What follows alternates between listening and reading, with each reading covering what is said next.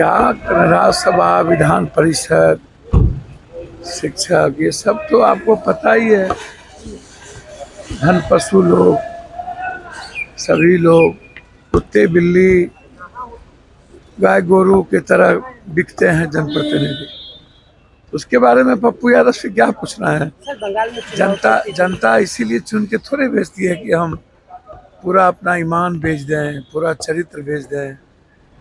तो जिस तरीके से लोग बिक रहे हैं 5 करोड़ 2 करोड़ 4 करोड़, इससे आप देश का और जनता का भला सोचते हैं। कोई भी जीतेगा तो कोई बिकने वाला ही ना, खरीदने वाला भी वही है धन पशु, और बिकने वाला भी गाय गोरू। तो दोनों का तो सेम कैरेक्टर है। सर, कई राज्यों में चुनाव की तारीख अच्छी बात है, चुनाव तो होगा ही नहीं। और अभी से ममता दीदी को तंग करना शुरू कर दिया। रात में ही चुनाव आयोग होम सेक्रेटरी का है भाई, इतना उतावलापन का है आप, काहे बाप बाप कर रहे हैं, काहे पहले से आप स्क्रिप्ट लिखे हुए, बीजेपी जो है स्क्रिप्ट लिखा है उस पर काम कर रहे हैं। ममता बनर्जी आपसे डरेगी? 500 विधानसभा इंडिया गठबंधन चुनाव जीतेगा। सर, अभी आप छपरा भी गए थे। स्थिति है, अभी इन लोगों को बिकने से फुर्सत नहीं है तो बेटी को कौन बचाएगा। मोतिहारी में कल एक बच्ची दिल्ली से आई, उसके साथ बलात्कार करके मार दिया गया, होटल में ले जाके बलात्कार किया गया। यहाँ वही स्थिति है, हत्या तो हुई है, सरकमस्टांसेस हत्या की है, चाहे वो नदी में कूद गई चाहे फेंक दिया गया, बलात्कार करने का प्रयास किया गया हो या बलात्कार हुआ हो, हत्या तो हत्या है ना। बेटी तो सुरक्षित नहीं है ना, कोई जाति का कलर नहीं है, ना राजपूत ना पासवान ना कुछ।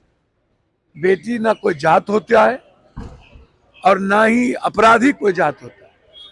हम वहीं गए थे, स्पीडी ट्रायल की मांग किए हैं, जांच की मांग किए हैं, उसको एक्ट लगाइए तुरंत, क्योंकि माइनर थी लड़कियां और हर कीमत पर सजा होनी चाहिए।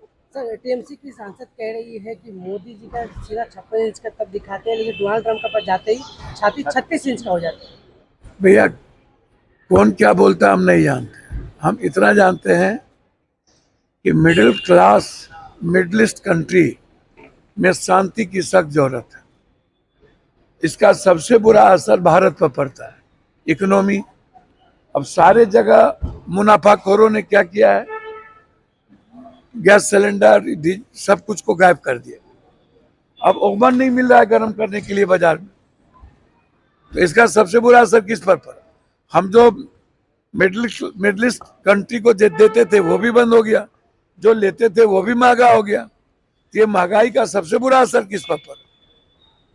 लाठीचार्ज कहाँ हो रही है, सबको कतार में लगा दिए, नोटबंदी में कतार, कोरोना में कतार, शमशान में कतार, गैस में कतार।